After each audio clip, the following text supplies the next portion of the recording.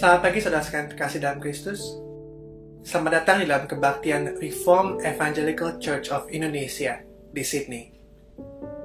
Saudara sekalian terkasih dalam Kristus, kita sering sekali secara tidak sadar berpikir bahwa dunia ini berporos kepada kita. Semuanya memandang kepada kita, dan kita adalah pusat daripada segala sesuatu. Tapi sebagai orang yang percaya, kita tahu satu hal, bahwa dunia ini dan kita sekalipun berporos kepada Tuhan Allah kita yang telah menciptakan kita, yang menyelamatkan kita dalam Yesus Kristus. Mari kita teduhkan hati kita, saudara sekalian kasih dalam Kristus. Kita tanggalkan segala kekhawatiran kita, pikiran kita tentang segala sesuatu yang telah terjadi dalam satu minggu ini. Kita teduhkan hati kita. Kita berdoa kepada Dia yang telah menyelamatkan kita. Bapa Allah kami yang begitu baik, kami bersyukur ya Tuhan, karena kami datang menghadap hadirat-Mu. Kami melihat kepada Engkau ya Tuhan, dan kami sadar ketika kami manggil Engkau Bapa, bukan karena kami adalah orang-orang yang layak ya Tuhan, tapi karena kami dilayakkan oleh darah Yesus Kristus yang telah mati di atas kayu salib untuk menebus kami ya Tuhan. Ya, kami yang berdosa ini memanggil Engkau Bapa. Betapa indah pekerjaan-Mu ya Tuhan. Ya Tuhan, bantu kami ya Tuhan, tolong kami. Biar Roh Kudus-Mu yang menguatkan kami ya Tuhan, di saat kami lelah, letih, lesu, ataupun ragu ya Tuhan melihat ke depan. Dan kami menanggalkan semuanya itu dan datang kepada Engkau dengan rasa percaya ya Tuhan, dan iman yang tidak pernah tergoyahkan. Karena Engkau adalah Allah yang senantiasa menuntun kami ya Tuhan dari awal sampai akhir. Dan kami mempercayakan segala hidup kami ke dalam tangan-Mu. Tolong kami ya Tuhan, bukalah telinga kami dan hati kami untuk mendengarkan Engkau ya Tuhan, untuk memuji Engkau dengan mulut bibir kami. Nyatakan betapa indahnya segala kebaikan-Mu di dalam hidup kami ya Tuhan. Di dalam nama Tuhan Yesus Kristus yang telah menyelamatkan kami berdoa dan mengucap syukur. Amin. Saudara sekalian kasih dalam Kristus, seorang ayah ketika dia sedang hendak tidur, dia melihat HP-nya, dia melihat segala berita-berita yang ada, dia mendengar tentang negara A yang akan melakukan sesuatu, tentang negaranya sendiri yang akan melakukan sesuatu hal yang lain, yang membuat dia berpikir mungkin tidak lama lagi akan ada suatu perang, mungkin tidak lama lagi akan ada suatu hal yang besar sekali yang terjadi, dan dia khawatir. Dan dia berpikir, bagaimana dengan nasib anak-anak saya? Bagaimana dengan nasib cucu saya nanti? Dan apa yang akan terjadi kalau saya tidak lagi ada di sini? Tetapi saudara sekalian kasih dalam Kristus, sang ayah teduh di dalam hatinya, mengingat bahwa Allahnya adalah the Ancient of Days. Dia adalah Allah yang tetap sama, yang berdaulat, yang tahtanya untuk selama-lamanya. Segala negara berubah up and down, melakukan segala hal, ada segala peperangan yang telah terjadi selama sejarah hidup manusia. Tetapi Allah kita, the Ancient of Days, selalu sama, bertahta selama-lamanya. Dia Allah yang kita sembah, Dia Allah yang berdaulat, dan Dia adalah Allah yang sama yang menjaga kita dan menjaga setiap anak-anak kita, cucu kita yang percaya kepadanya. Dan Dia akan memenuhi janjinya bahwa Tuhan Yesus akan datang untuk kedua kalinya. Ya, itulah saat yang benar-benar kita nanti-nantikan. Mari kita bersama-sama mempersiapkan hati kita untuk mendengarkan firman Tuhan. Kita nyanyikan lagu The Ancient of Days.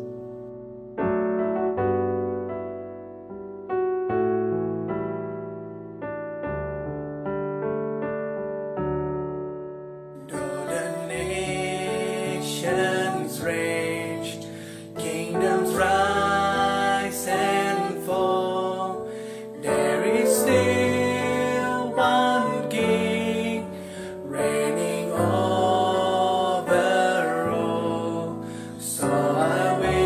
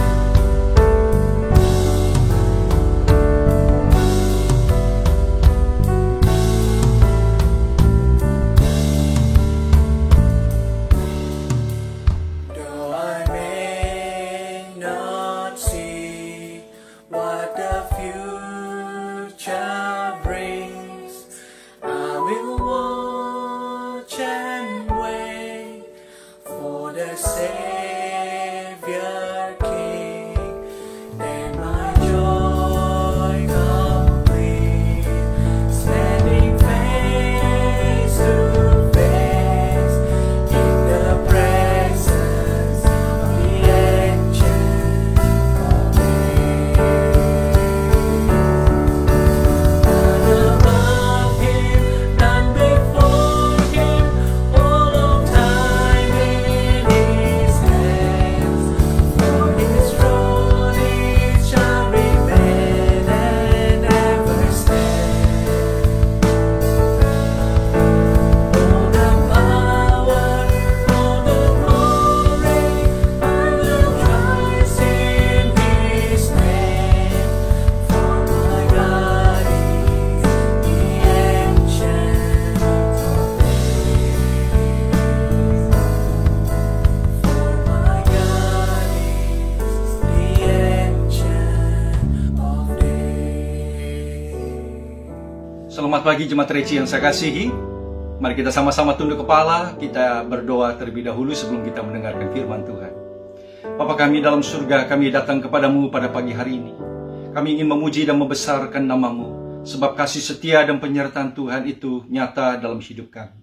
Tuhan, kami ingin berdoa pada hari ini sama-sama, supaya sungguh-sungguh Tuhan Engkau menggairahkan, menolong kami, melihat pentingnya seruan dan doa kami kepadamu. Karena di dalamnya Tuhan kami boleh mengenal Engkau lebih dalam. Dan melalui doa kami boleh membawa hidup kami, mengerti hatimu ya Tuhan. Oleh karena kami tahu pada waktu kami datang kepadamu sebelum kami memohon, Engkau sudah mengerti dan mengetahui isi hati kami.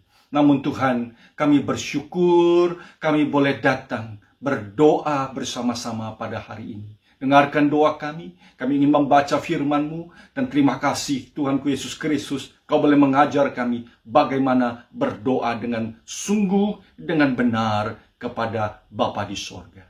Kami berdoa di dalam nama Tuhan kami, Yesus Kristus penebus dan juru selamat kami yang hidup. Haleluya. Amin. Saudara, kita sudah sampai kepada seri yang kelima dari doa Bapa kami. Yang kita akan membaca di dalam Matius pasal yang ke-6 ayat yang ke-13. Demikian bunyi firman Tuhan ini. Dan janganlah membawa kami ke dalam pencobaan, tetapi lepaskanlah kami daripada yang jahat. Karena Engkaulah yang mempunyai kerajaan dan kuasa dan kemuliaan sampai selama-lamanya. Amin. Saudara, tibalah kita kepada seri yang kelima dari doa Bapa kami. Bicara mengenai ujian dari Tuhan, pencobaan dari setan. Satu permohonan doa yang Yesus ajarkan kepada kita, kepada kebutuhan kita. Yang pertama, dia mengajar kita meminta kepada Bapa. Doa bagi kebutuhan fisik kita. Makan, minum, apa yang kita perlukan. Oleh sebab dia tahu kita diciptakan oleh Dia. Dari debu tanah adanya, kita punya tubuh, kita bisa lapar, kita bisa sakit. Itulah sebabnya hidup ini bersandar penuh kepada pertolongan Tuhan. Yang kedua, saudara sekalian, kita dicipta oleh Tuhan dengan kebutuhan akan spiritual, emosional, jiwa kita di hadapannya. Dan di situ diperlukan kehidupan hidup roh dan jiwa yang sehat adanya. Dan itu berkaitan dengan indahnya relasi kita dipulihkan di hadapan Tuhan melalui pengampunan yang datang kepada kita. Dan juga indahnya relasi kita dengan orang-orang yang ada di sekitar kita. Kita boleh menjadi orang yang tidak membawa kepahitan, kemarahan, dan kesedihan. Oleh karena di dalam relasi itu ada hal-hal yang mendatangkan kerugian kepada kita. Saudara sekalian, ini dua kebutuhan kita yang tidak ada habis-habisnya kita jalani dari hari ke hari. Dan justru dua kebutuhan inilah menjadi tempat yang paling gampang dan mudah kita jatuh ke dalam pencobaan. Di dalam perjalanan itulah Tuhan ingatkan kepada kita, kita membutuhkan doa ini. Janganlah membawa kami ke dalam pencobaan, tetapi lepaskanlah kami daripada yang jahat. Yesus di dalam Yohanes pasal yang ke-16 ayat yang ke-33 berkata, selama kita hidup di dalam dunia ini, kita menghadapi berbagai macam penganiayaan, atau terjemahan lain, you have troubles. Engkau mempunyai begitu banyak persoalan dan kesulitan. Tetapi jangan takut dan jangan tawar hatimu, sebab aku telah mengalahkan dunia. Dengan kalimat seperti ini jelas, saudara, pada waktu kita mengkaitkan dengan doa yang diajarkan Tuhan Yesus Kristus, janganlah membawa kami ke dalam pencobaan, tidaklah berarti menjadi orang Kristen, menjadi anak Tuhan, kita akan menjalani hidup yang bebas dari segala kesulitan, pencobaan, dan tantangan. Kalimat ini tidak mempunyai arti kita menawarkan dengan membabi buta kepada orang. Kalau engkau ikut Tuhan, maka hidupmu tidak akan dipenuhi dengan berbagai macam persoalan. Saya percaya Yesus tidak mengajar kita berdoa, jangan membawa kami ke dalam pencobaan, dengan maksud seperti itu. Saudara, hal yang kedua yang ingin kita pahami dari kalimat Tuhan Yesus ini, janganlah membawa kami ke dalam pencobaan. Kalimat ini adalah doa yang kita tujukan kepada Tuhan. Itu berarti kalimat ini memberikan kepada kita satu indikasi Tuhan membawa kita ke dalam pencobaan. Ada contoh-contoh yang kita bisa lihat di dalam Alkitab. Yang pertama, saudara sekalian, bagaimana ketika setan datang mengadu akan hidup daripada Ayub, dan Tuhan mengizinkan setan untuk mendatangkan penderitaan dan pencobaan yang berat kepada Ayub. Demikian juga pada waktu Yesus mengalami pencobaan. Di dalam Matius dicatat dan dalam Lukas dicatat bahwa Roh Kuduslah yang membawa Yesus ke dalam pencobaan. Di sini kita bisa lihat Allah yang berinisiatif, yang membawa ke dalam pencobaan. Pada saat yang sama, mari kita melihat kalimat doa ini dengan apa yang dikatakan oleh Yakobus di dalam pasal pertama. Ketika seseorang dicobai, janganlah ia berkata bahwa pencobaan itu datangnya dari Allah. Sebab Allah tidak dicobai oleh yang jahat, dan Allah tidak mencobai seseorang. Sehingga, mari sama-sama saudara sekalian, kita coba mengkaitkan kalimat ini bersama-sama. Yesus mengajar kita berdoa kepada Bapa, jangan membawa kita ke dalam pencobaan. Pada saat yang sama kita melihat Yakobus dengan jelas mengatakan Allah itu tidak mencobai siapapun. Sehingga banyak orang Kristen mengatakan bahwa pencobaan itu dari setan, pengujian itu dari Tuhan, untuk membedakan akan hal ini. Sehingga pada waktu kita menghadapi permasalahan-persoalan yang sama, di situ menjadi pengujian dari Tuhan, bukan untuk menjatuhi kita, dalam arti kata mencobai kita berbuat dosa. Itu yang dilakukan oleh setan. Tuhan tidak melakukan akan hal itu. Sehingga jelas sekali saudara sekalian, kita tahu pada waktu Yesus mengajar kita berdoa, jangan membawa kami ke dalam pencobaan. Tidak ada hal-hal apapun yang terjadi dalam hidup kita di luar dari kehendak, di luar dari pimpinan, dan di luar daripada arahan daripada Allah kita. Tapi Tuhan kita tidaklah mencobai kita, dalam arti kata akan membawa kita jatuh ke dalam dosa. Tetapi Allah di dalam kedalatannya mengatur, memerintahkan, dan memberikan kita masuk ke dalam pencobaan. Yang membuat kita jatuh ke dalam pencobaan. Alkitab dengan jelas mengatakan dua sumbernya. Satu, Yakobus mengatakan karena nafsu keinginan diri kita sehingga dibuahi dan kita jatuh ke dalam dosa. Dan yang kedua adalah karena ada si penggoda, si jahat, yang iblis itu, yang 100% memakai segala sesuatu yang terjadi dalam hidup kita dengan tujuan untuk menghancurkan iman kita dan membuat kita jatuh di dalam dosa dan tidak percaya kepada kebenaran firman Tuhan. Saudara sekalian, di tengah segala kesulitan, tantangan, pencobaan yang datang, baik itu menimpa kebutuhan kita secara fisik maupun itu mengganggu kesehatan daripada rohani spiritual kita di situ. Yesus mengajar kita berdoa ini supaya kita minta kepada Tuhan di dalam semua itu Kita tidak jatuh ke dalam dosa. Kita tidak menyerah kepada dosa. Itulah artinya Tuhan meminta kita berdoa. Tuhan, jangan membawa aku ke dalam pencobaan. Hal yang lain yang kita ingin sama-sama renungkan mengenai doa Tuhan Yesus ini yang diajarkan kepada kita adalah Yesus mengkaitkan kalimat, janganlah membawa kami ke dalam pencobaan, tetapi lepaskanlah kami dari yang jahat atau si jahat, evil or evil one. Saudara, kita menemukan dengan jelas sekali keindahan penggunaan kalimat yang berbeda di sini. Sebab natur daripada pencobaan dan apa yang dikerjakan si jahat ini berbeda. Sehingga Yesus bilang, jangan membawa kami ke dalam pencobaan. Berarti bicara mengenai supaya kita tidak dipimpin kepada satu pencobaan yang membuat kita menyerah dan kalah di situ. Berarti sedang menghadapi pencobaan. Pencobaan itu sendiri tidak dosa. Tuhan memimpin kita menghadapinya. Di dalam hal itu, setan mengambil kesempatan dan juga keinginan diri kita ditipu sehingga kita menyerah di situ. Tetapi pada waktu bicara mengenai si jahat, kita tidak dikatakan dibawa kepada yang jahat, tetapi di situ dilepaskan, dikeluarkan daripada yang jahat. Berarti nature-nya berbeda, saudara sekalian. Di sini berarti kita sedang ada di dalam sesuatu yang jahat.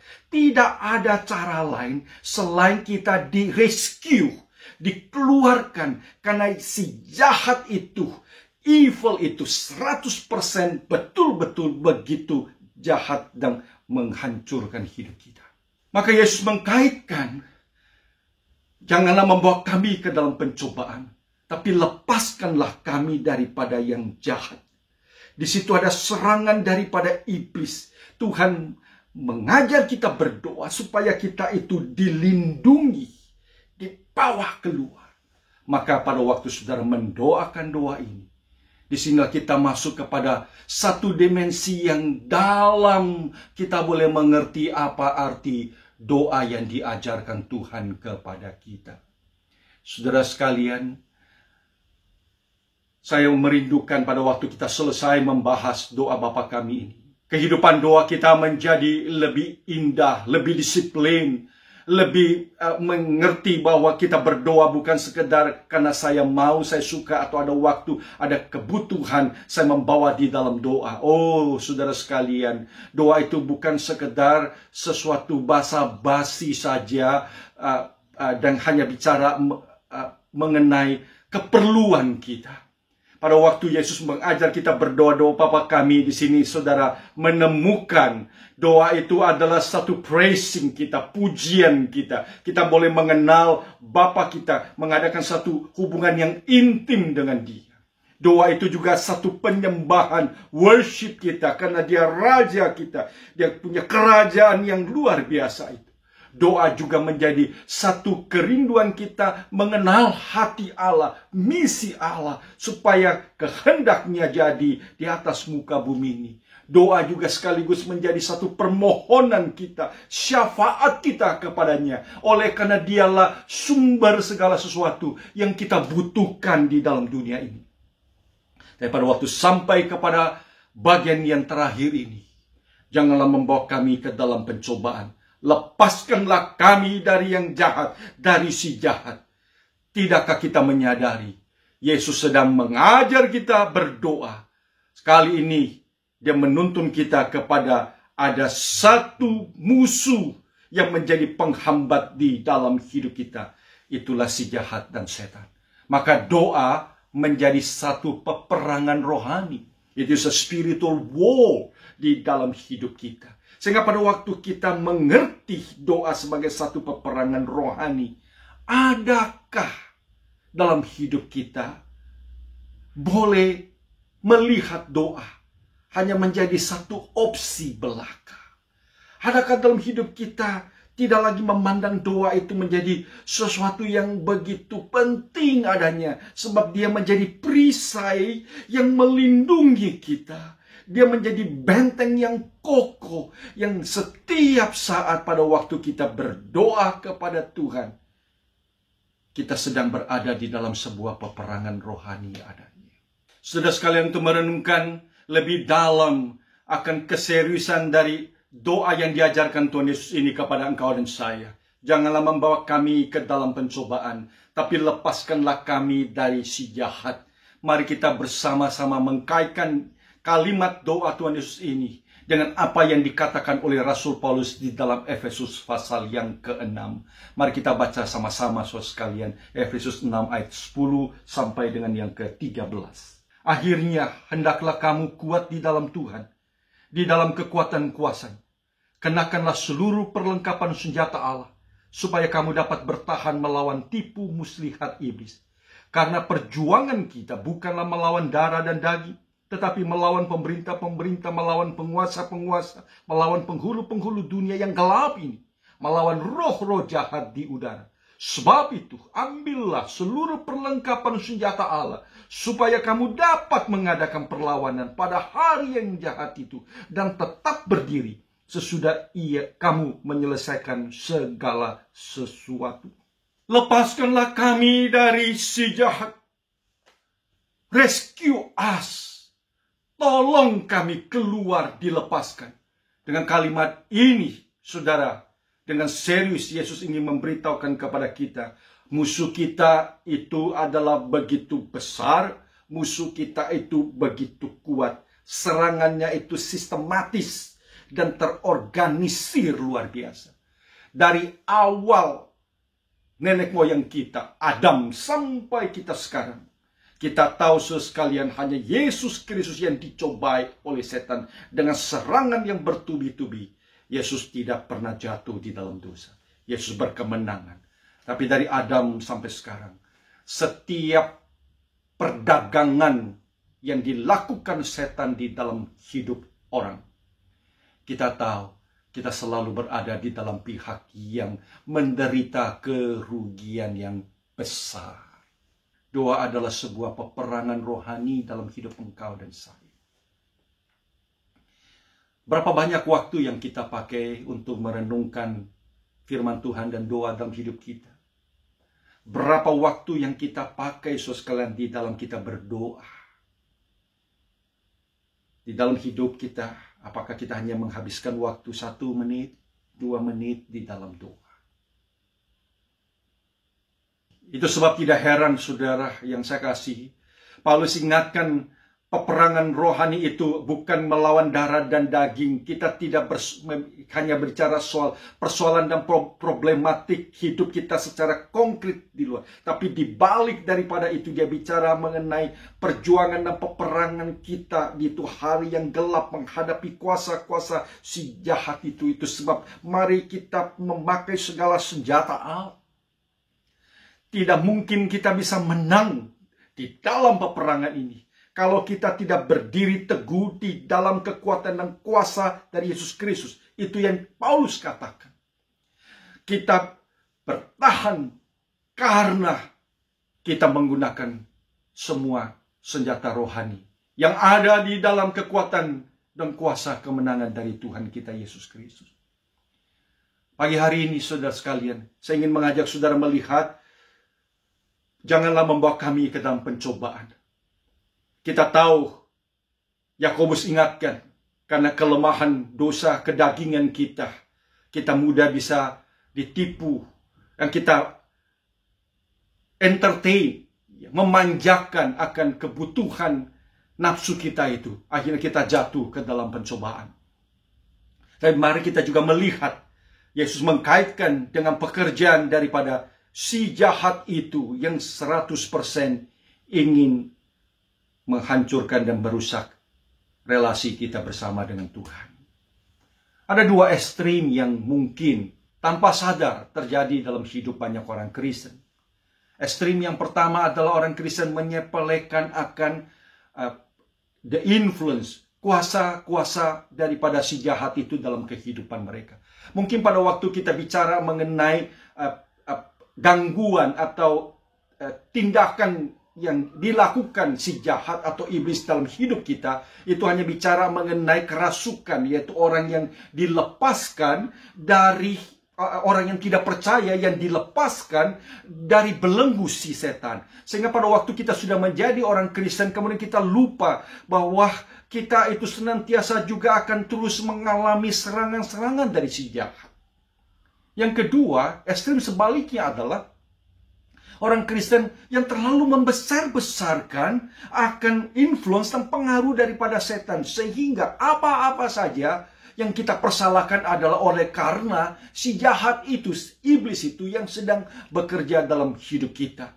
Tanpa lagi dia bertanggung jawab dan menyadari bahwa tindakannya itu pun juga oleh karena keinginan dan perbuatannya yang salah. Nafsunya, itu 100% adalah karena orang itu yang berbuat dosa dan salah.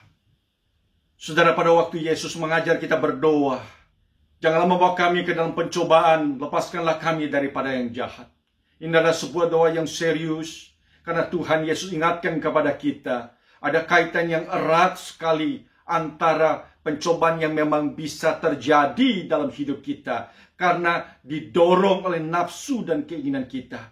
Tetapi kita harus sadar dan peka adanya pekerjaan daripada iblis dan si jahat itu.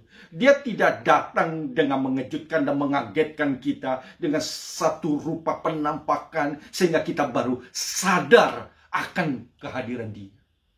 Tidak perlu. Tapi kita dipanggil oleh Kristus bahwa di dalam pencobaan pergumulan kita alami, di situ ada pekerjaan si jahat itu. Di situ kita harus ditolong, kita harus sadar, kita harus dikeluarkan, kita harus berjuang menghadapinya. Pada pagi hari ini, setidaknya saudara sekalian, kita melihat Alkitab telah menelanjangi apa yang menjadi sifat dan pekerjaan dari si jahat itu. Dan kita akan belajar sama-sama. So, pada waktu kita mendoakan doa ini, tidak berhenti sampai hanya sepatah kalimat di dalam doa kita. Tapi kita betul-betul sadar satu peperangan rohani yang diperlukan dari anak Tuhan supaya kita bisa berdiri teguh menghadapi tipuan dan pencobaan yang besar yang diberikan si jahat dalam hidup kita. Yang pertama, saudara sekalian, serangan iblis kepada orang Kristen yang paling utama itu adalah di dalam relasi keselamatan, damai sejahtera, peace of salvation, di dalam hati orang percaya kepada Kristus. Itulah sebabnya tidak heran iblis, setan itu disebut sebagai pendakwa, penuduh, the accuser di dalam Alkitab kita. Saya mengajak saudara melihat dua bagian firman Tuhan pada hari ini. Yang pertama, mari kita buka Sakaria pasal yang ketiga, ayat yang pertama sampai dengan ayatnya yang keempat. Kemudian ia memperlihatkan kepadaku imam besar Joshua berdiri di hadapan malaikat Tuhan, sedang iblis berdiri di sebelah kanannya untuk mendakwa dia. Lalu berkatalah malaikat Tuhan kepada iblis, Tuhan kiranya mengharik engkau, hai iblis. Tuhan yang memilih Yerusalem kiranya mengharik engkau. Bukankah dia itu puntung yang telah ditarik dari api? Adapun Joshua mengenakan pakaian kotor waktu ia berdiri di hadapan malaikat itu yang memberikan perintah kepada orang-orang yang melayaninya. Tanggalkanlah pakaian yang kotor itu daripadanya. Dan kepada Joshua ia berkata, lihat, dengan ini aku telah menjauhkan kesalahanmu daripadamu. Aku akan mengenakan kepadamu pakaian pesta. Satu penglihatan yang dilihat oleh Sakaria mengenai imam besar Joshua. Saudara sekalian, ini imam besar. Seorang yang bekerja dan bertugas yang melayani dalam dunia spiritual. Dia bukan penjahat, dia bukan bekas penyamun, dia bukan bekas prostitut yang percaya kepada Tuhan Yesus Kristus. Dia imam besar. Dan dalam bagian ini kita bisa melihat dia berdiri dengan baju yang kotor. Dan apa yang didakwa, apa yang dituduhkan oleh si jahat itu kepada Joshua di hadapan Allah. Jelas sekali bicara soal pakaian yang kotor. Masakan you imam besar yang bicara mengenai hal yang rohani. Tapi hidupmu masih begitu banyak hal yang kotor. Itu adalah dakwaan yang terus dikerjakan Wahyu pasal yang ke-12 ayat yang ke-10. Firman Tuhan yang kedua yang kita akan baca pada hari ini. Dan aku mendengar suara yang nyaring di sorga berkata, sekarang telah tiba keselamatan dan kuasa dan pemerintahan Allah kita dan kuasa Dia yang diurapi. Karena telah dilemparkan ke bawah pendakwa saudara-saudara kita yang mendakwa mereka siang dan malam di hadapan Allah kita. Itulah tugas, itulah sifat, itulah pekerjaan si iblis itu. Wahyu 12 ayat 10, iblis itu pendakwa, the accuser. Siang malam mendakwa orang-orang kudus di hadapan Allah. Dialah orang yang akan mendatangkan perasaan yang tidak harmonis, menciptakan guilty yang tidak ada habis-habisnya di dalam diri orang-orang percaya, bahwa merasa pengampunan Tuhan, kasih Tuhan itu kepada mereka itu telah tidak ada lagi, atau menjadi satu dorongan perasaan bersalah. Kita adalah orang-orang yang telah melanggar kesetiaan kita kepada kesetiaan Tuhan yang tidak ada habis-habisnya di dalam hidup kita. Saudara, tidak heran bukan? Pada waktu Petrus diingatkan oleh Tuhan Yesus akan menyangkal Yesus, gurunya. Bukankah Petrus sudah menyatakan kesetiaannya? Dia ingin melayani Tuhan sampai akhir, bersedia mengorbankan segala sesuatu kepada Kristus. Semua itu hanya bisa selesai sampai di mulut bibir saja. Dalam kelakuan, dalam kehidupan, nafsu, ketakutan, yang ingin hidup dan tidak mau mati. Ragu akan kebaikan Tuhan dalam hidupnya. Semua itu membuat dia akhirnya menyangkal Yesus. Dan itu bukan dosa yang kecil dan sepele. Sebuah dosa yang sangat serius, luar biasa bukan? Dikeluarkan oleh seseorang yang menjadi pemimpin gereja, dan hari itu menyatakan dengan terbuka dia tidak mengenal Yesus Kristus, dia tidak percaya Yesus Kristus. Oh saudara sekalian, itu adalah, saya percaya kalau itu terjadi dalam hidupmu sekarang di tengah segala kesulitan dan ancaman atau kepahitan ataupun kekecewaan, saudara ikut Tuhan dan saudara mengeluarkan kalimat itu. Mungkin setelah saudara sadar, saudara mengaku, saudara tetap dihinggapi dengan guilty feeling itu. Dan itu adalah cara kerja si jahat, iblis itu di dalam hidup. Perdagangan yang dia dagangkan itu adalah guilty. Dan dia akan senantiasa ingatkan kepada engkau dan saya bahwa engkau adalah orang yang penuh dengan dosa dan kesalahan. Kita senantiasa hidup dalam ketidaksetiaan kita. Dan kita membalas kesetiaan Tuhan dengan hidup kita yang sering tidak setia. Saudara sekalian, memang kita adalah orang Kristen, anak Tuhan yang hidup dalam dunia ini. Tidak terlepas daripada hal-hal yang kita kerjakan dan lakukan tidak berkenan kepada Tuhan. Dan kita sungguh-sungguh sedih dan menangis. Itu adalah tindakan kita seperti seorang suami yang melanggar kesetiaan kepada kebaikan seorang istri. Di situ seperti seorang teman yang baik yang kemudian melakukan backstabbing kepada Yesus yang sudah begitu terlalu baik dan percaya kepada kita. Dan tindakan itu tentu adalah satu tindakan yang membekas dalam hati kita, sehingga kita bisa diragukan apakah betul-betul kasih, pengampunan, dan cinta Tuhan itu begitu indah mengalir dalam hidup kita dan mengampuni segala dosa kita dan betul-betul menghapusnya dan tetap memulihkan relasi kita dengan Tuhan seperti sedia kala. Ya saudaraku, pada waktu kita datang kembali dan menyatakan, Tuhan, saya menjadi anak-anak-Mu yang terhilang. Dan saya balik, saya bertobat dengan perbuatan dosaku yang saya kerjakan hari lepas hari. Dengan sungguh dan dengan tulus Tuhan. Aku mau hidup berkenan bagi-Mu. Dan suara daripada tahta sorga akan mengatakan, Kau anakku yang kukasihi. Engkau diampuni. Dan Kristus Tuhan mengasihi dan menyayangi engkau. Itulah sebabnya, saudara sekalian, kepada Petrus Tuhan mengatakan kalimat ini. Hati-hati Petrus, iblis sudah memohon kepada Tuhan akan menampi engkau. Tetapi aku berdoa bagimu. Sehingga pada waktu Petrus sedang menyangkal Yesus, dan Yesus balik dan melihat dia, itu adalah tatapan kasih, tatapan pengampunan. Menangislah Petrus dengan terseduh-seduh. Sama seperti Imam Yosua pada waktu berdiri di hadapan Tuhan dengan pakaian kotor, dia tidak bisa apa-apa, bukan? Karena inilah hidup kita di hadapan Tuhan yang tidak bisa sempurna adanya. Tetapi yang membersihkan kita adalah karena Tuhan. Dan engkau iblis yang mendakwa adalah iblis yang tidak mungkin bisa menggagalkan rencana keselamatan Tuhan di dalam hidup engkau dan saya. Iblis itu adalah akuntan yang siang malam mencatat, yang dicatat cuma dosa pelanggaran kita, dan terus ingatkan itu, dan siang malam itu didakwa di hadapan Tuhan.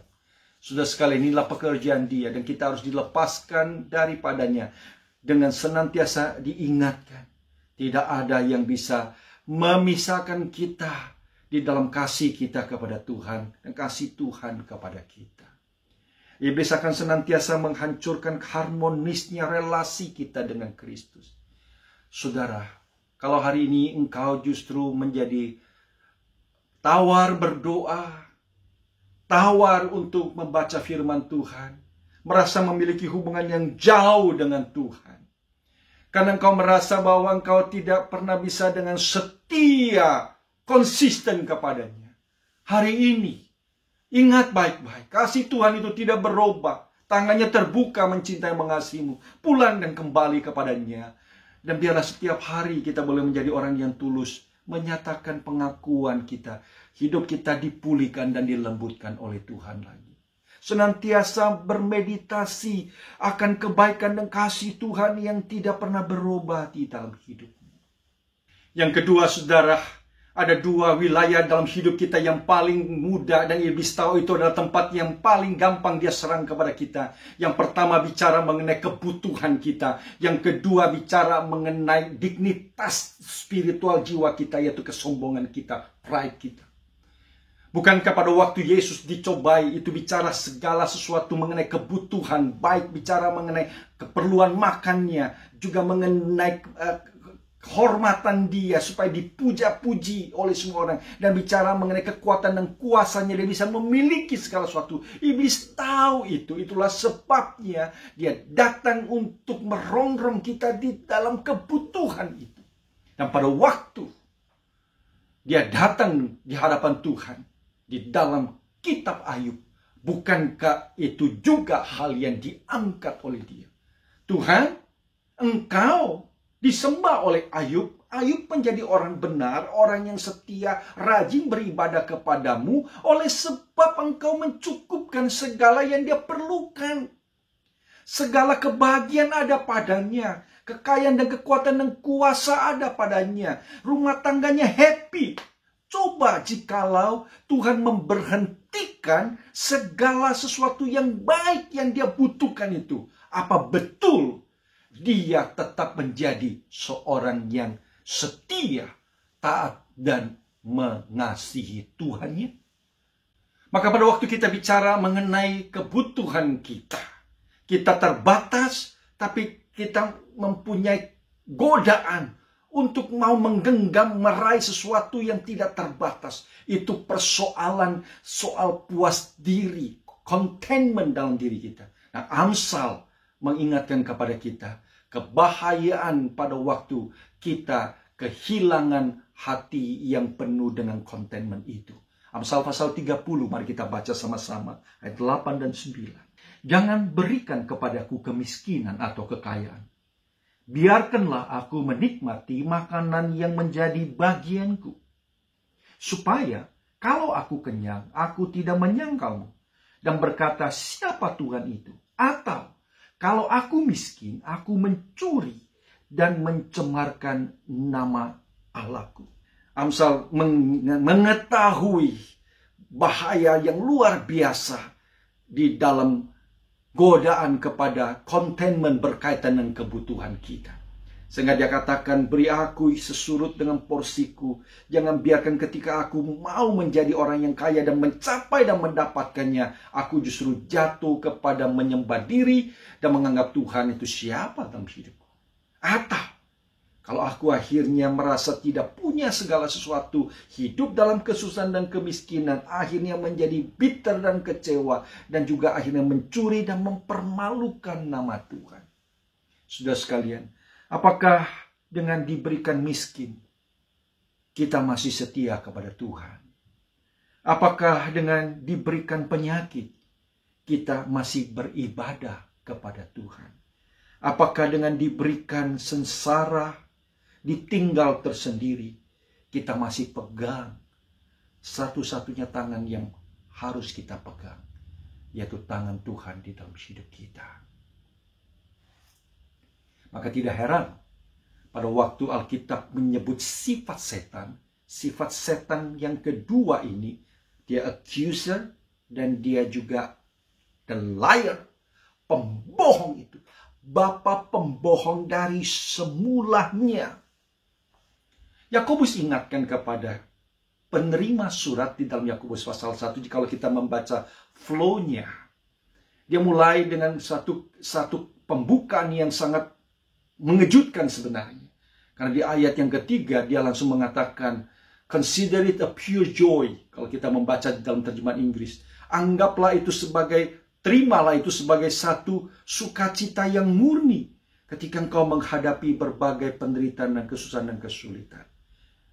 Itu adalah sikap respon kita yang benar, karena di dalamnya itu tidak akan membuat kita jatuh ke dalam dosa, karena kita melewati pencobaan itu dengan kekuatan Tuhan dan kita menang, karena itu adalah pembentukan Tuhan yang mendewasakan kita, yaitu melaluinya karakter kita bertumbuh, iman kita dan pengharapan kita menjadi nyata di dalamnya. Kita menjadi semakin serupa dengan Kristus. Tapi pada waktu kita berespon dengan negatif, nah dalam Yakobus beberapa respon itu muncul. Yang pertama adalah bicara soal kita kemudian menjadi bimbang. Kita menjadi ragu, kita bertanya-tanya apa benar. Akibat yang kedua adalah kita mulai meragukan kebaikan Tuhan. Seperti persis menjadi dosa yang terjadi dalam diri Adam dan Hawa. Maka mari coba kita membaca pada waktu Yakobus menyebut kalau seseorang dicobai, janganlah dia berkata Allah yang mencobai. Itu berarti sudah mulai accuse Tuhan. Allah tidak mencobai seorang dan tidak melakukan yang jahat kepada orang. Lanjutkan selanjutnya adalah di ayat yang di bawah. Dia mengatakan, sebab Allah itu terang, padanya tidak ada pertukaran bayangan. Segala sesuatu yang baik, yang murni, yang indah itu pasti datang dari Tuhan. Yakobus ingin menekankan kepada kita, Allah itu sumber kebaikan dan di dalamnya tidak ada yang tidak baik adanya.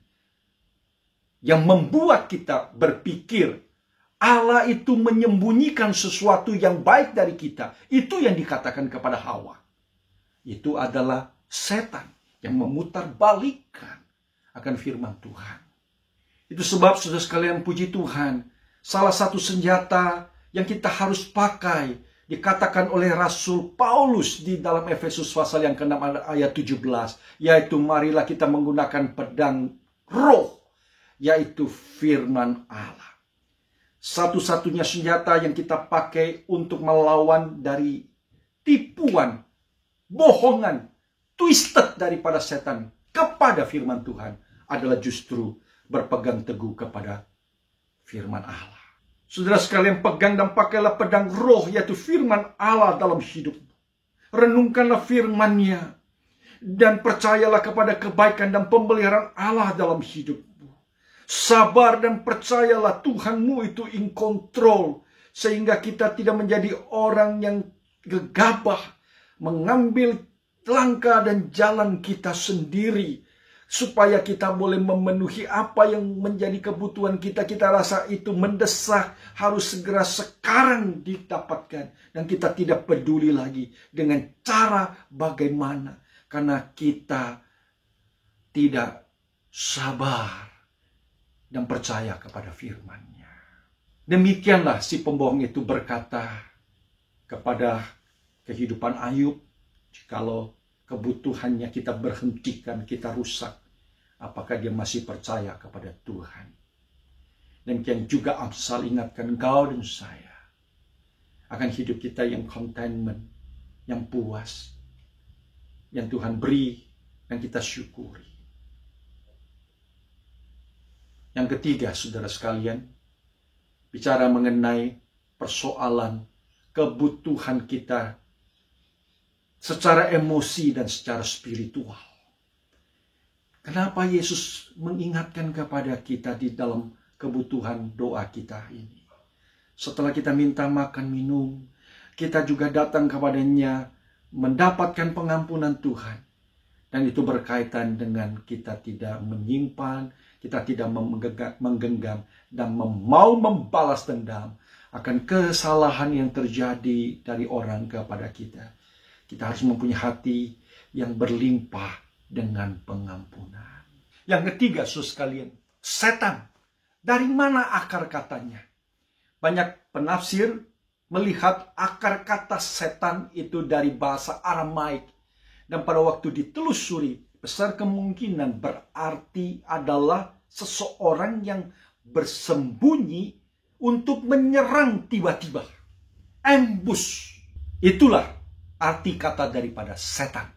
Sehingga tidak heran kita bisa melihat kepekaan daripada Rasul Paulus pada waktu melihat serangan daripada setan itu sebagai seseorang yang menyerang kita dengan panah-panah api.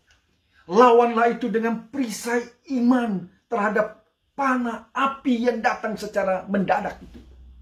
Yang kedua, Rasul Petrus ingatkan kepada kita bahwa dia itu seperti singa yang mengaum, yang menunggu di depan pintu. Sedikit saja orang itu lengah, dia caplok, dia makan, dia gigit. Itulah sifat dia. Seorang yang menyerang secara tiba-tiba, menciptakan sesuatu ketidakharmonisan, kegalauan dan yang mendadak terjadi dalam hidup kita.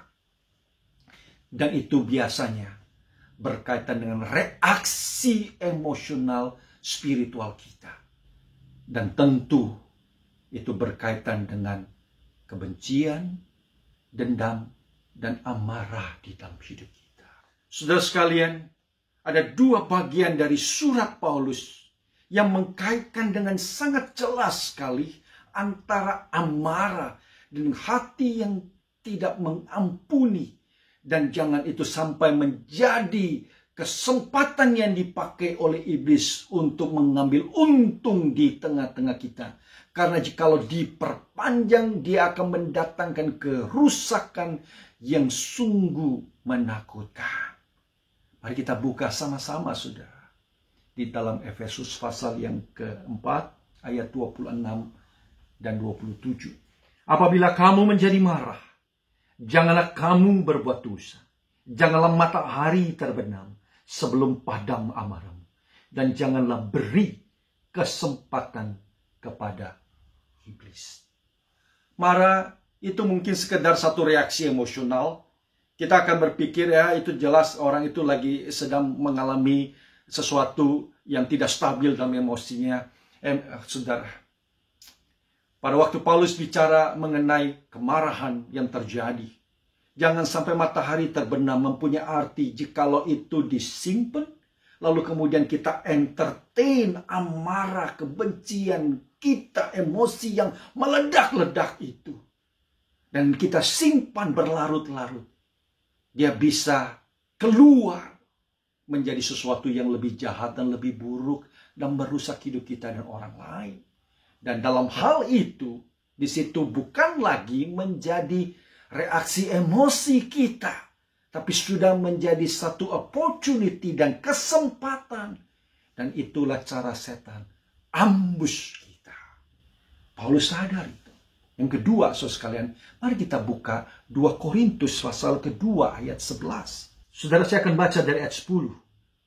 Sebab barang siapa yang kamu ampuni kesalahannya, aku mengampuninya juga. Sebab jika aku mengampuni, seandainya ada yang harus kuampuni, maka hal itu kubuat oleh karena kamu di hadapan Kristus. Supaya iblis jangan beroleh keuntungan atas kita. Sebab kita tahu apa maksudnya. Kita tahu caranya, kita tahu desainnya, kita tahu taktiknya. Itu bicara mengenai sifat setan sebagai orang yang ambush, menciptakan hal secara tiba-tiba dengan mendadak. Dan kita tahu itu adalah cara dia. Jangan biarkan iblis mengambil kesempatan. Wah, kita lihat soal ada orang yang benci dan iri, mengeluarkan kata-kata yang tidak baik kepada Paulus di dalam konteksnya. Tetapi kemudian orang itu menyadari kesalahannya yang telah menciptakan friksi yang luar biasa. Jemaat mengampuni, dan Paulus mengampuni. Lalu kemudian tidak diperpanjang lagi, dan jangan biarkan itu menjadi kemarahan, dendam, kebencian yang berulang terus-menerus kita simpan dan kita perlakukan. Yang menjadi korban akhirnya menjadi pelaku. Dan pelaku kemudian menjadi korban dan melakukan tidak ada habis-habisnya. Itu seseorang yang merasa diri menjadi korban ketidakadilan, menjadi korban daripada kebencian, kemarahan orang, justru berbahaya jikalau dia tidak menyelesaikan hati dia dan menyadari bahwa Tuhan, saya tidak mau memperpanjang. Berhenti dan tidak ada benci, tidak ingin menuntut, membalas dengan kesalahan yang sama kepada orang itu. Karena ayat ini mengingatkan kepada engkau dan saya. Di situ iblis bekerja. Seringkali kita tidak menyadari akan hal itu. Biarlah firman Tuhan mencerahkan hati kita sama-sama. Hal yang sama kita coba lihat pada waktu Rasul Petrus juga berkata mengenai sifat iblis seperti singa yang mengaum-ngaum, yang siap sedia menterkam orang. Mari kita buka sama-sama saudara sekalian. 1 Petrus pasal 5 ayat 6-9. Ini adalah bagian di dalam konteks bicara mengenai nasihat dia kepada penatua, kepada orang-orang yang melayani di dalam gereja dan di dalam relasi di antara jemaat. Karena itu rendahkanlah dirimu di bawah tangan Tuhan yang kuat, supaya kamu ditinggikannya pada waktunya. Serahkanlah segala kekhawatiranmu kepadanya, sebab ia yang memelihara kamu. Sadarlah dan berjaga-jagalah. Lawanmu si iblis berjalan keliling sana kemari seperti singa yang mengaum-ngaum dan mencari orang yang dapat ditelannya. Rasul Petrus bicara soal merendahkan diri. Bicara mengenai satu dosa yang berbahaya luar biasa di dalam relasi kita satu dengan yang lain. Pride, kesombongan. Dan pada waktu dia berbicara mengenai kesombongan ini, dia ingatkan, hati-hati dengan musuh kita yang terbesar, si iblis. Saudara yang saya kasih dalam Tuhan Yesus Kristus, kita jangan memanjakan pikiran kita, entertain pikiran kita kepada hal-hal yang tidak baik dan tidak kudus. Dan kemudian kita mencari pembenaran untuk bisa menyimpan segala pikiran yang tidak baik itu, yang kita yang dirugikan, kita yang diperlakukan dengan tidak baik, kita yang akhirnya sudah sekalian, dan kita merasa justify, benar untuk menyimpan kebencian, kemarahan itu yang merusak hati kita. Akhirnya dia menjadi bom waktu dan mudah sekali dalam hidup kita. Cepat sekali, bukan? Mari kita akui.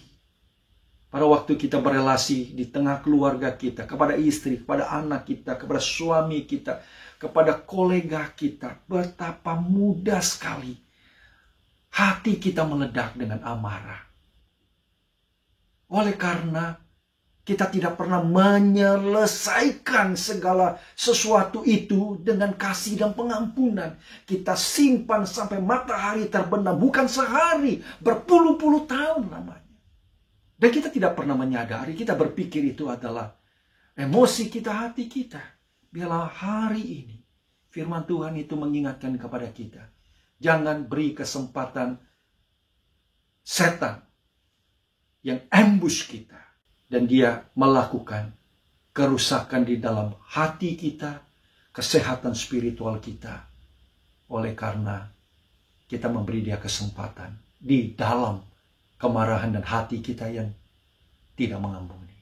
Biarlah firman Tuhan ini mengkaitkan kembali dengan apa yang kita dengar minggu yang lalu. Kita bersyukur Tuhan berfirman, berkata-kata terus-menerus kepada engkau dan saya pada hari ini. Dan biarlah saudara sekalian, firman Tuhan mengingatkan kita. Persoalan pengampunan, persoalan kasih kita bukan saja soal persoalan emosional. Kita disembuhkan. Tapi itu bicara mengenai peperangan rohani. Kita tahu ada iblis yang mau pakai kesempatan itu. Menghancurkan, merusak, menciptakan disharmonis di tengah keluargamu. Di tengah gerejamu. Di dalam kehidupanmu dengan orang-orang yang dekat dengan engkau. Jangan beri kesempatan itu kepada si jahat. Mari kita berdoa sama-sama. Tuhan, terima kasih untuk firman-Mu pada hari ini. Tolonglah kami Tuhan menyadari dengan sungguh bahwa Engkau mengingatkan kami bahwa di dalam doa-Mu yang Kau ajarkan kepada kami ya Tuhan, betapa sungguh kami harus berdoa dengan tekun setiap hari. Bukan saja memohonkan apa yang menjadi kebutuhan kami, tapi memohonkan kemenangan-kemenangan dalam hidup kami, di dalam peperangan rohani kami. Kami bukan berperang melawan orang lain, daging dan darah, tapi kami berjuang menghadapi peperangan dengan si jahat yang ingin merusak hubungan kami dengan Engkau Tuhan, menciptakan hati yang guilty, yang tidak menyadari akan kebaikan-Mu Tuhan dan cinta dan kesetiaan, yang merusak hidup kami Tuhan dengan kami menaruh akan amarah kami, kesalahan orang. Dan itu menjadi kesempatan iblis mendatangkan kerusakan yang lebih berat dalam hidup kami. Hari ini kami ingat, kami sadar, kami tahu Tuhan. Dan biarlah kami lepaskan daripada si jahat. Itulah doa kami pada hari ini Tuhan. Dalam nama Tuhan Yesus Kristus kami berdoa. Amin. Mari jemaat sekalian, pada pagi hari ini sebelum kita mengakhiri ibadah kita ingin mengucapkan pengakuan iman rasuli. Biar bersama dengan semua orang Kristen di segala abad, kita mempunyai iman dan pengakuan yang sama. Demikian adanya. Aku percaya kepada Allah, Bapa yang Maha Kuasa, Khalik langit dan bumi. Dan kepada Yesus Kristus, anak yang tunggal Tuhan kita, yang dikandung dari Roh Kudus, lahir dari anak darah Maria, yang menderita sengsara di bawah pemerintahan Pontius Pilatus, disalibkan mati dan dikuburkan, turun dalam kerajaan maut. Pada hari yang ketiga bangkit pula dari antara orang mati, naik ke sorga, duduk di sebelah kanan Allah, Bapa yang Maha Kuasa. Dan dari sana ia akan datang untuk menghakimi orang yang hidup dan yang mati. Aku percaya kepada Roh Kudus, gereja yang kudus dan am, persekutuan orang kudus, pengampunan dosa, kebangkitan tubuh dan hidup yang kekal. Amin.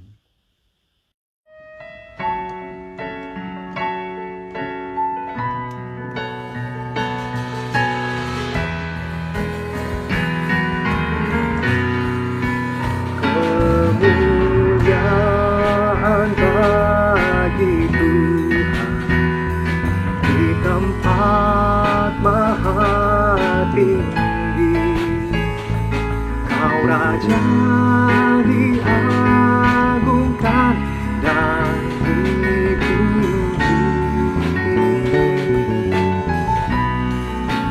Datanglah kerajaan-Mu, jadilah kehendak-Mu, seluruh bumi penuh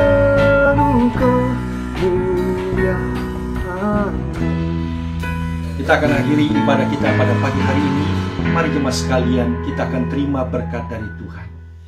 Kiranya kasih setia daripada Allah Bapa, kesetiaannya yang tidak pernah berubah, dari kekal sampai kekal.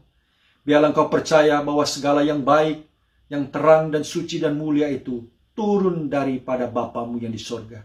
Sebab padanya tidak ada pertukaran kegelapan. Terpujilah kasih setia Yesus Kristus, Tuhan dan Juru Selamatmu. Dan biarlah Roh Kudus senantiasa memberikan kepekaan akan penyertaan dan pimpinan Tuhan dalam hidupmu, supaya engkau boleh berjalan hidup dengan suci, mulia, dan agung dari sekarang sampai kita bertemu dengan Kristus. Haleluya. Amin. Warta Jemaat Reci Sydney tanggal 26 September 2021 sebagai berikut. Pembahasan Alkitab setiap hari Senin jam 8 malam melalui Zoom Meeting. Mari kita bersama belajar dan membahas Alkitab bersama hambanya Pak Effendi. Kitab 1 Samuel adalah bahan kita saat ini. Prayer Meeting setiap hari Selasa jam 8 malam melalui Zoom Meeting. Kita datang kepada Tuhan dalam kerendahan hati, kesetiaan, ketaatan dengan ucapan syukur melalui doa-doa kita. Untuk informasi lebih lanjut bisa menghubungi Ibu Dewi. Women Bible Study setiap hari Sabtu jam 8 malam melalui Zoom Meeting. Minggu ini kita akan membahas Mazmur 42 dan 43, Mazmur yang menyatakan seruan kepada jiwanya. Mengapa engkau tertekan, hai jiwaku? Berharaplah kepada Allah, Dialah penolong dan Allah tempat kita mengadukan segala kesusahan hidup kita. Untuk informasi lebih lanjut, dapat menghubungi Ibu Anita. Reci Lights Kids Church setiap hari Minggu jam 11 siang melalui Zoom Meeting, mengundang semua anak-anak untuk boleh datang memuji Tuhan dan belajar firman-Nya. Kami menghimbau kiranya orang tua dapat membantu anak-anak supaya dapat beribadah melalui Zoom Meeting ini. Sydney Life City Church and Salt Shaker setiap hari Minggu jam 11.30 siang melalui Zoom Meeting, mengajak semua pemuda-pemudi dan remaja untuk bersama-sama belajar firman Tuhan, dan minggu ini dengan tema Assurance of Salvation. Ibadah minggu depan dan perjamuan kudus tanggal 5 Oktober 2021 akan dilayani oleh Pendeta Effendi Susanto melalui YouTube streaming jam 9.30 pagi. Kiranya jemaat dapat mempersiapkan anggur dan roti di rumah masing-masing.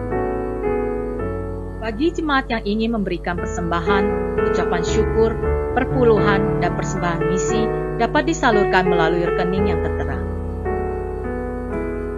Sekian warta jemaat untuk minggu ini. Selamat hari Minggu, Tuhan memberkati kita semua. Sampai jumpa minggu depan.